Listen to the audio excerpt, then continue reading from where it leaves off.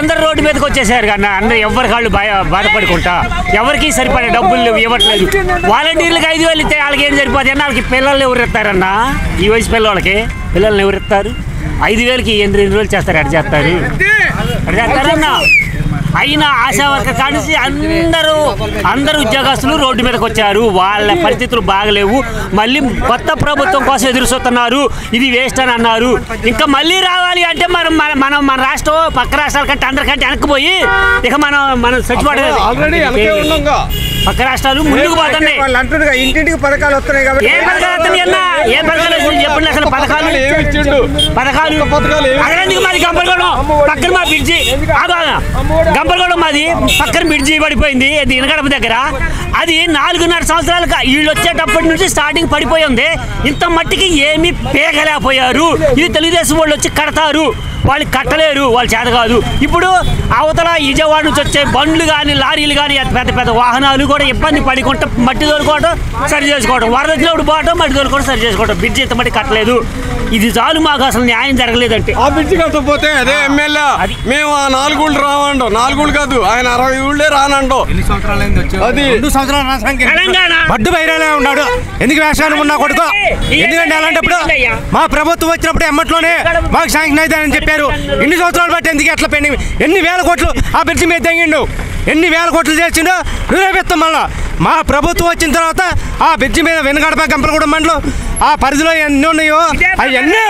అవన్నీ కూడా నిరూపిస్తామని నేను ఈ సభాముఖంగా నేను తెలియపరుచుకుంటున్నాను ఎన్ని సంవత్సరాలు అంటే ఇప్పటికీ అటు బాగుందండి విజయవాడ గంపలగూడెం మండలం మొత్తం కూడా ఎక్కడికక్కడ దరిద్రం రోడ్లు ఏంటండి ఈ పరిస్థితి మేము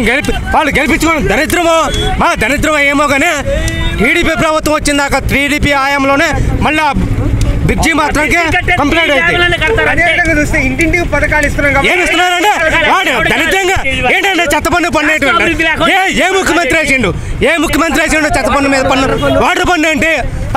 ప్రతిదీ కూడా ఎట్లా లెక్కేసుకుంటే ఏంటంటే మా దగ్గర తీసుకొని మా సొమ్మే మాకు పెడుతుందండి ప్రజలంతా వరిలాగా నమ్ముతున్నారు ఏంటండి ఇది ఎక్కడ ఏ ప్రభుత్వం ఉంది ఇట్లా ఆల్రెడీ చెప్తున్నాడు ఇట్లాంటి ఆల్రెడీ అతి త్వరలోనే మళ్ళీ చంద్రబాబు నాయుడు జైలుకి వెళ్ళే అవకాశం ఉందని సద్దల రామకృష్ణ వాళ్ళు వెళ్తారండి వాళ్ళు వెళ్తారు నేను చెప్తున్నాను సభాముఖంగా నేను చెప్తున్నాను వాడు వెళ్తానికి నేను చెబుతాను అదే నేను ఒకటే చెప్తాను చంద్రబాబు నాయుడు జైలుకి వెళ్ళటం కాదు రాష్ట్ర చంద్రబాబు నాయుడిని వాళ్ళని తొక్కిపట్టి నేను అది పీకితట్టం కాదు కానీ పిల్లలకు ఉద్యోగాలు ఇచ్చి రాష్ట్రానికి మంచి అభివృద్ధి కార్యక్రమాలు చేసుకుంటా పెద్ద పెద్ద సంస్థలు తీసుకొచ్చి పెడితే పిల్లలకు ఉద్యోగాలు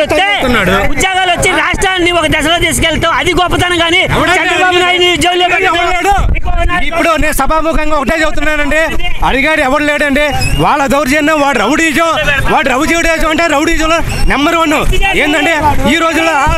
బాణమంగం చేస్తున్నానంటే ఎవడో పట్టించుకోరు అత్యాచారం చేస్తున్నారంటే ఎవడో పట్టించుకోరు ఏ విషయంలో కూడా ఏడికి పట్టించుకోరు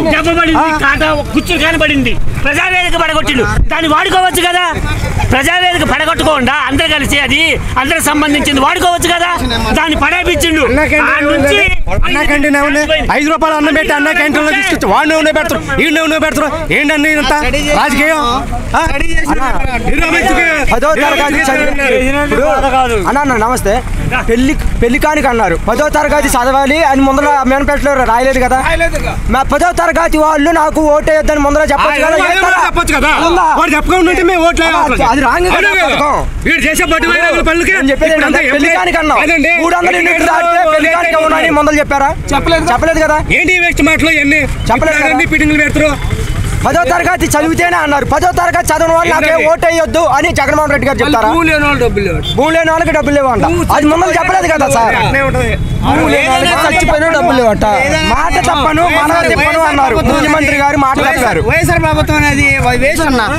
దండగా మేము చేసాము ఓటేసాము ఆయన మంచి చేస్తారు అని చెప్పేసి ఓటేసుకున్నాం మేము డిగ్రీ చేసాము ఒకవేళ డిగ్రీ పట్టాలు చేసాము ఈ రోజు ఏం చేస్తున్నాం తెలుసా వ్యవసాయం చేస్తున్నాం ఒక నేను ఇల్లు కట్టుకోవాలంటే ఇసుక లేదు ప్రతి ఒక్కటే ఆయనకు తలదించుకొని ఉండాల్సి వస్తుంది మేము మాది వచ్చేసి గంపలగూడెం మండలం పెనుగొండలన్న ఒకే వచ్చేసా మేము డిగ్రీ చేసినాం, అన్నీ చేసినాం.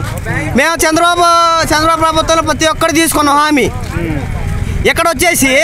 నువ్వు టీడీపీయా వైఎస్ఆర్ అంటున్నారు. ఏది అప్లై చేసినా కానీ టీడీపీ వైఎస్ఆర్ అంటున్నారు. ప్రతి ఒక్క నిన్న గంపలగూడ మండలంలో వచ్చేసి ఒక 50 మందిని వచ్చేసి తీసుకొని వచ్చారు. అదే టీడీపీ వాళ్ళని వాలంటరీ వాళ్ళని తీసుకొచ్చారు. మీరు కాంగ్రెసా టీడీపీయా? ప్రతి ఒక్కటి వచ్చేసి పార్టీ పరంగా చూసుకుంటున్నారు. ఇసుక మాఫీ ప్రతి ఒక్కటి మాఫీ. ఎందువల్ల? ఒక్క నిమిషం. ఏ పథకాలు ఇస్తున్నావు? డిగ్రీలు చేసినావు. డిగ్రీలో మాకేమైనా పథకాలు ఇచ్చాడా?